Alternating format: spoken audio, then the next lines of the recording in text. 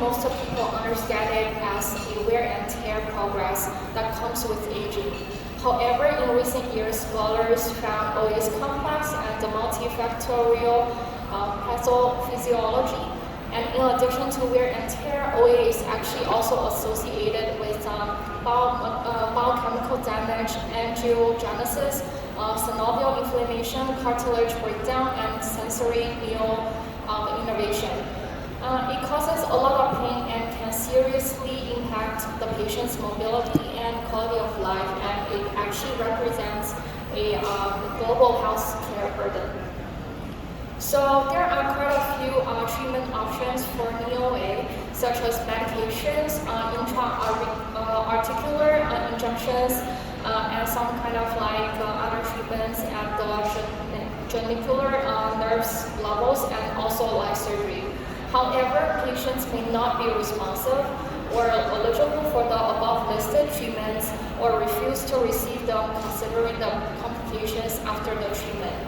So while we sought alternatives for these patients, and thanks to Dr. Yuji Okuno from Japan, who brought GAE for knee OA to our side.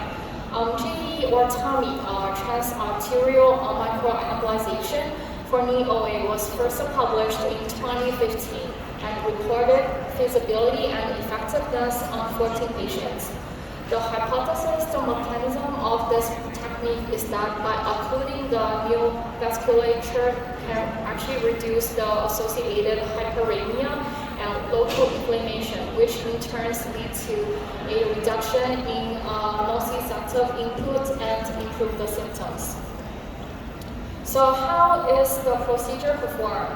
So before performing this procedure, it is critical to understand the anatomy, which helps to identify the normal or abnormal vessels around the knee. And as you can see from the graph over here, which shows the AP and lateral views of genicular arteries, there are 8 key arteries that we need to pay particular attention to during the procedure. And comes to the embolization procedure, since the technique has been well reported, I'll just briefly go over the procedure. So there's one very important step, is that we actually need to mark patient's self-reported area of maximal pain before the procedure. And then after the microcatheter reach the area via the ipsi or contralateral femoral artery access, super-selective embolization of relevant vessels can be done. One meta-analysis actually showed that an average number of vessels embolized for each knee is actually 1.3 to 3.2 arteries. So here comes the complications. So the procedure-related complications are generally minor and transient and can be resolved spontaneously or through nominal intervention, such as applying ice packs to the affected areas. So these complications include like skin discoloration or dermal ulcer, or some like knee pain, fever, or like the hematoma near the puncture site. So this work done by Min et al. From the Korea actually shows different patterns of skin color change in 3 different patients, like after the GAE procedure. So we can see there's the focal change in patient A, and patchy pattern, or like it's like in patient B and C respectively. However, all these problems resolved within 1 week, which was likely due to the recanalization of the affected arteries after the embolic materials biodegraded in these patients. Yeah, so actually, so how far are we on? Yeah, sorry. So how far are we actually on research for this technique? So I did briefly search on PubMed to see how many publications we actually have so far on this technique. So after adding keywords like knee osteoarthritis and embolization, but when I like excluded the keyword like arthroplasty, PubMed actually generated a result of 103 publications. And after excluding non-relevant publications, for example, like those ones written in other languages than English, 60 publications actually remain in the data set. So this includes 34 original articles, 17 review articles, 4 meta-analysis, and the 6 editorial or letter or something else. So of the 34 original articles, we actually have 3 RCTs that represent a higher level of evidence and 3 animal experiments that either are studying the mechanism of the technique or comparing different products. Surprisingly, there are 17 review articles, but to be honest, I feel like many of them actually share very similar ideas or concepts. And the data analysis did show like important messages by putting studies together, but they do have like inherent bias too, such as like different studies use different criteria to evaluate disease severity and treatment outcomes. So now let's take a look at the common embolic materials for this technique. So there are 2 major categories of embolic materials for TEMI, the temporary ones and the permanent ones.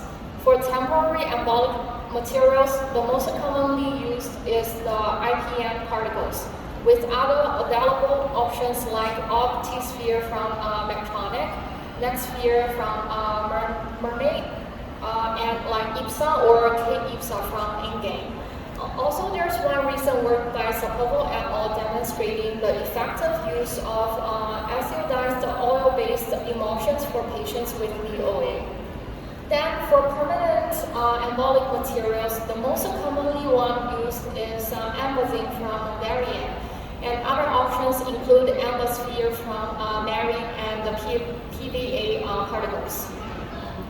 So when it comes to the question which one is actually more preferred, the answer is the temporary embolic materials. And the reasons is that unlike typical embolization, arterial recanalization is actually very important in GAE to minimize ischemic complications. And also, using temporary embolic materials can reduce the risk of target embolization due to rapid arterial recanalization.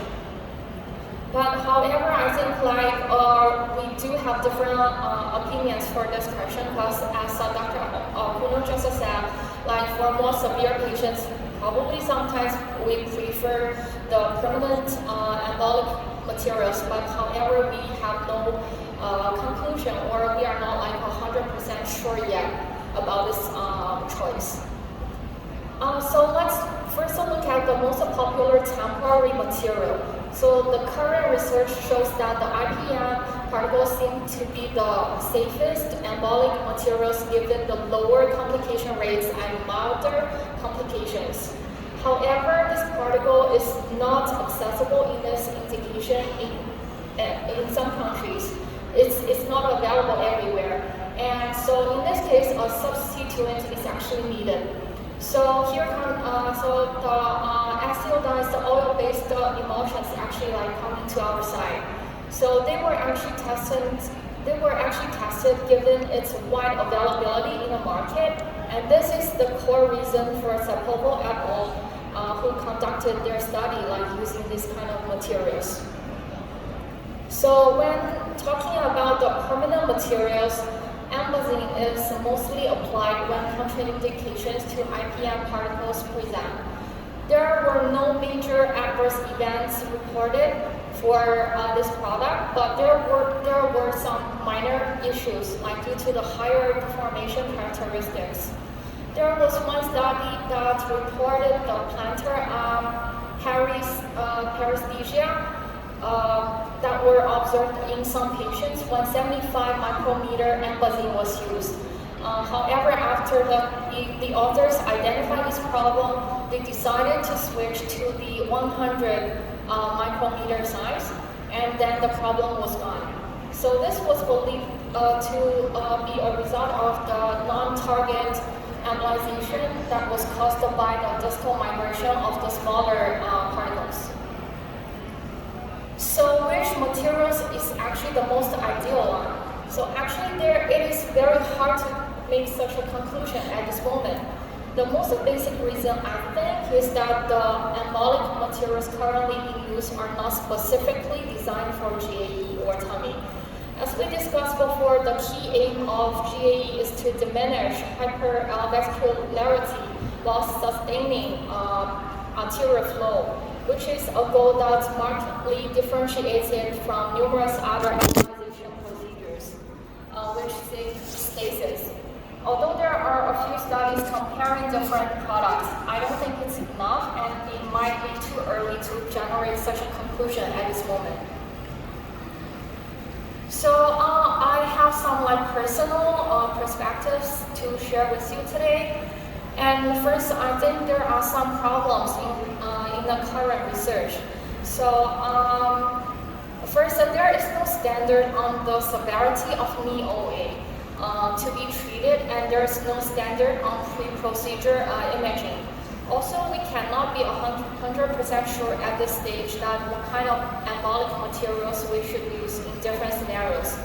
Also, some studies had controversial conclusions that need to be solidified by higher quality research.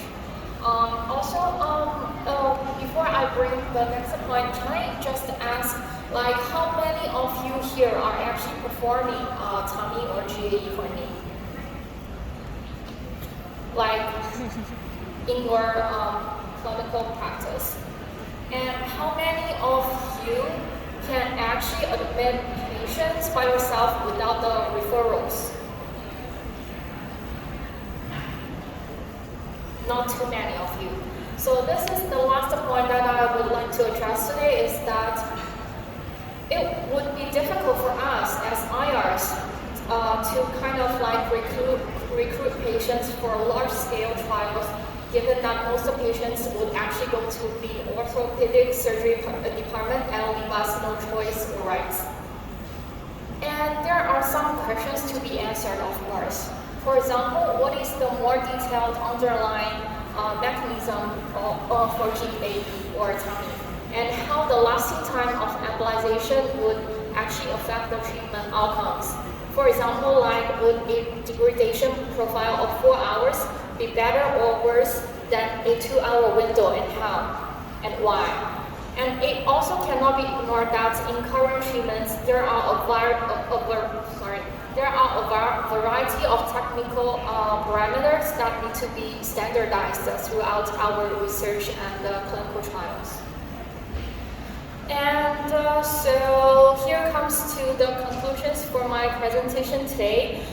So GAE or tummy for knee OA is still in its infancy, and there were various embolic materials proven to be safe and effective for this procedure, but the best one remains unknown at this point.